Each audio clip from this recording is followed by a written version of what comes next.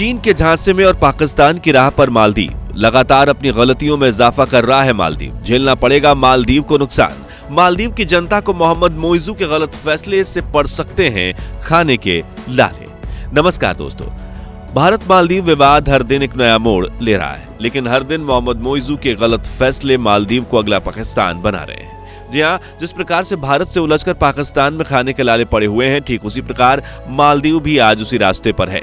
कैसे मोहम्मद मोइजू के गलत फैसले मालदीव को बर्बादी की ओर ले जा रहे हैं, हम आज की इस वीडियो में जानेंगे। हम ये भी जानेंगे कि कैसे भारत से रिश्ते खराब कर और भारत के दुश्मन देशों से हाथ मिलाकर मालदीव ने अपनी बर्बादी को न्योता खुद दे दिया है। लेकिन दोस्तों, वीडियो में आगे बढ़ने से पहले हमें सपोर्ट करने के लिए आप हमारे चैनल को सब्सक्राइब अवश्य कर दें। तो चलिए बिना वक्त गवाए वीडियो में आगे बढ़ते हैं। दोस्तों, मालदीव की डिपेंडेंसी भारत पर कई चीजों के लिए है और यही कारण है कि मालदीव के हर गलत फैसले उसे उसकी तरक्की से कोसों दूर ले जा रहे हैं। एक रिपोर्ट के अकॉर्डिंग मालदीव को होटल इंडस्ट्रीज और टूरिज्म से तकरीबन 400 करोड़ रुपए का नुकसान होने का अनुमान है। इसके अलावा भारत ने ऑलरेडी अपने कई प्रोजेक्ट्स के सेटअप को मालदीव से दूर दूसरे देशों में शिफ्ट कर दिया है। लेकिन दोस्तों, मालदीव के लिए सबसे बड़ा घाटे का सौदा खाने पीने की चीजों को लेकर होने वाला है। जी हाँ दोस्तों, अपने फूड प्रोडक्ट्स के एक बड़े हिस्से के लिए मालदीव भारत पर डिपेंडेंट है। भारत से चावल, आटा, मसाले, फल, सब्जी, चीनी, नमक, डेयरी प्रोडक्ट्स और पोल्ट्री प्रोडक्ट्स मालदीव में एक्सपोर्ट होते हैं। लेकिन भारत से उलझकर और भारत के दुश्मन देश से हाथ मिलाकर मालदीव ने बहुत बड़ी गलती कर दी है। आपको बता दें कि मालदीव ने तुर्की से एक डील साइन की, जिसके अकॉर्डिंग मालदीव अब भारत के बजाय तुर्की से आटा, चावल और चीनी को इंपोर्ट करेगा। दोस्तों, भारत से मालदीव की दूरी महज 700 किलोमीटर है। वहीं ये दूरी मालदीव और तुर्की के बीच से बढ़कर 5500 किलोमीटर की है।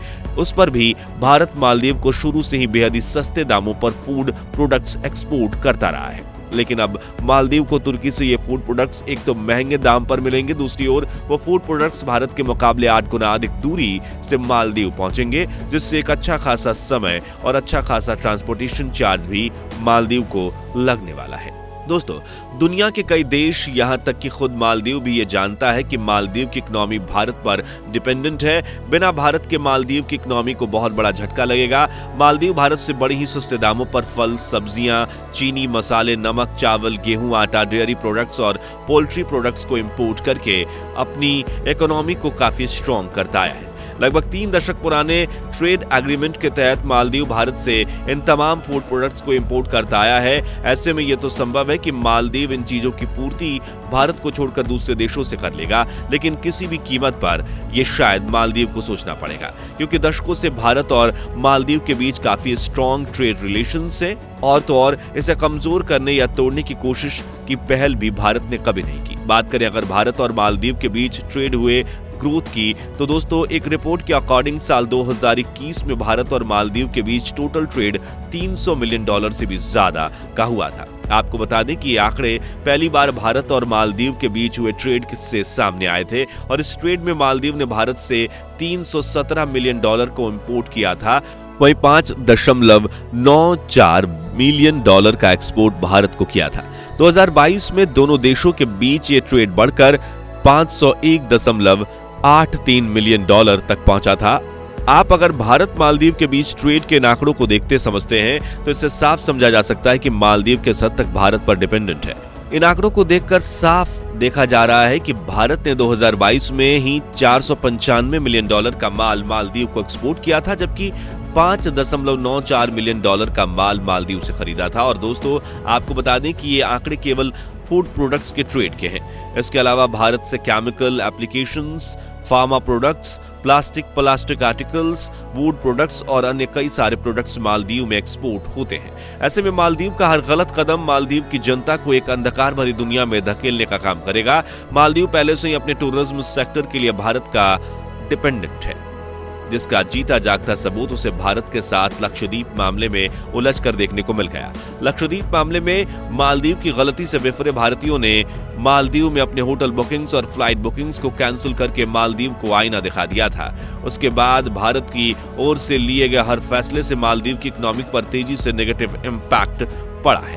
अभी से ही मालदीव में भारत की ओर से फूड प्रोडक्ट्स के एक्सपोर्ट को रोकने के कारण महंगाई बढ़ गई है। और आपको बता दें कि ये तो शुरुआती नतीजे हैं। अगर मालदीव अब भी अपनी इस गलती पर अडिग रहा और भारत से अपने ट्रेड रिलेशंस को पूरी तरह से बिगाड़ने की कोशिश में जुटा रहा तो फ्यूचर में मालदीव की इकोनॉमी पर इसका बहुत बड़ा नेगेटिव इंपैक्ट देखने को मिलेगा, क्योंकि भारत से किसी भी तरह के ट्रेड रिलेशंस के बिगड़ने से मालदीव को नुकसान ही होना है। और तो और मालदीव को खुद भी पता है कि उसकी इकोनॉमी मेनली टूरिज्म पर ही डिपेंड करती है। जी हाँ दोस्तों, मालदीव की जीडीपी का लगभग 28% हिस्सा टूरिज्म का है। अगर मालदीव में खाने पीने की चीजों से महंगाई आ गई तो जाहिर सी बात है कि टूरिस्ट भी धीरे धीरे मालदीव से दूरी बना लेंगे। मालदीव के टूरिस्ट सेक्टर को इससे भी झटका लगेगा कि भारत से उलझने के बाद मालदीव के हाथ कई बड़े प्रोजेक्ट्स निकल चुके हैं।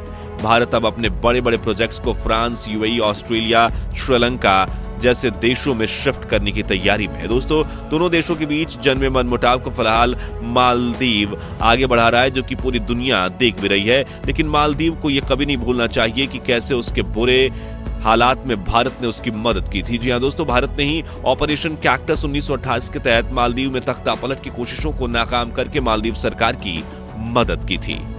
और फिर ऑपरेशन नीर 2014 के तहत भारत ने ही मालदीव को पेयजल की आपूर्ति की थी। आपको बता दें कि भारत ने ही ऑपरेशन संजीवनी के तहत कोविड के दौरान मालदीव में दवाइयों की सप्लाई करके मालदीव की मदद की थी। लेकिन आज वही मालदीव भारत में दुश्मनी मोलकर भारत के दुश्मन देशों के साथ हाथ मिला रहा है। आज मालदीव भारत के बजाय तुर्की से अपने फूड प्रोडक्ट्स और मिलिट्री ड्रोन्स को इंपोर्ट करके डील कर चुका है। आपको बता दें कि एक और मालदीव ने जहां चीन के साथ 20 एग्रीमेंट साइन किए, वहीं तुर्की के साथ मिलिट्री ड्रोन्स खरीदने के लिए $37 मिलियन की डील को भी फाइनल किया है। भारत से दूरी बनाने के लिए मोहम्मद मोइजू राष्ट्रपति बनने के बाद से ही हर तरह की कोशिश करते नजर आए हैं। राष्ट्रपति बनने के साथ ही उन्होंने भारत से मालदीव में तैनात भारतीय सैनिकों को वापस लेने के लिए कह दिया था। मोहम्मद मोइजू के इस स्टैंड के पीछे ये कयास लगाए जा रहे हैं कि वो मालदीव में भारतीय सैनिकों की जगह चीन के सैनिकों को रिप्लेस करना चाहते हैं। कुल मिलाकर मोहम्मद मोइजू भारत के साथ अपने हर रिलेशंस को खराब करने पर तुले हुए हैं। दूसरी ओर भारत एक मजबूत देश होने के बावजूद भी मालदीव जैसे छोटे देश को लगातार सुधरने का मौका दे रहा है। फिलहाल भारत ने 2024-25 में मालदीव को दी जाने वाली आर्थिक सहायता में 22% की कटौती कर दी है। वैसे आपको क्या लगता है, क्या मालदीव तुर्की के साथ फूड प्रोडक्ट्स और मिलिट्री ड्रोन्स के डील को फाइनल करके सही कर रहा है? क्या चीन वाकई मालदीव की मदद कर रहा है या मालदीव चीन के शिकंजे में फंसता जा रहा है? आप अपने जवाब हमें कमेंट बॉक्स में अवश्य दें, हमें बताएं और वीडियो को लाइक करें, शेयर तथा चैनल को सब्सक्राइब भी करना ना भूलें। मिलते हैं अगली वीडियो में नई खबर के साथ, तब तक के लिए धन्यवाद। जय हिंद, जय भारत।